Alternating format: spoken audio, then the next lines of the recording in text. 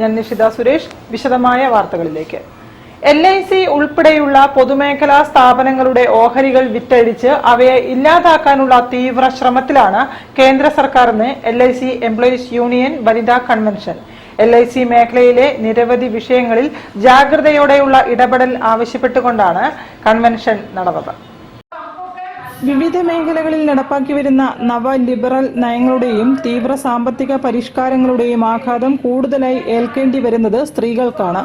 സ്ത്രീകൾക്കും കുട്ടികൾക്കുമെതിരെയുള്ള കടന്നാക്രമണങ്ങൾ വലിയ തോതിൽ വർദ്ധിക്കുന്ന പശ്ചാത്തലത്തിലാണ് LIC employees union Kozhikode division വനിതാ കൺവെൻഷൻ ചേർന്നത്. സരോജ് ഭവനിൽ നടന്ന 33ാമത് വനിതാ കൺവെൻഷൻ AKGCT കോഴിക്കോട് ജില്ലാ കമ്മിറ്റി അംഗം ഡോക്ടർ സോണിയ ഇപ്പ ഉദ്ഘാടനം ചെയ്തു.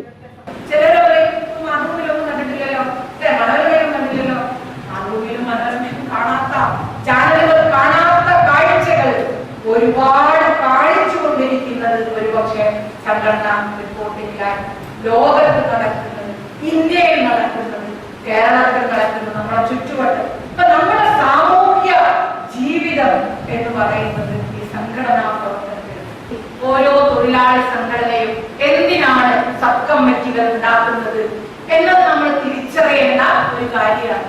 എല്ലാവരുടെയും പ്രശ്നം ഒന്നല്ലേ? അങ്ങനെയാണെങ്കിൽ പിന്നെ എന്തിനാണ് സബ് കമ്മിറ്റി? അങ്ങനെയല്ല എന്ന് എല്ലാ സംഘടനകളും തിരിച്ചറിഞ്ഞുകൊണ്ടിരിക്കുന്നുണ്ട്. അതിന്റെ ഭാഗമായിട്ടാണ് സ്ത്രീകളെ, ജീവനക്കാരികളെ പ്രത്യേകമായി സംഘടിപ്പിച്ചുകൊണ്ട് നമ്മൾ സംസാരിക്കാൻ തുടങ്ങുന്നത്. AIIEA vice president PP Krishnan, സംഘടനാ ജോയിന്റ് കൺവീനർ KR വിനി എന്നിവർ സംസാരിച്ചു.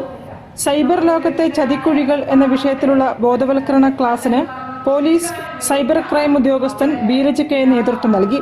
വനിതാ sub committee convenor T Bindu, general secretary MJ Sreeram തുടങ്ങിയവർ നേതൃത്വം നൽകി.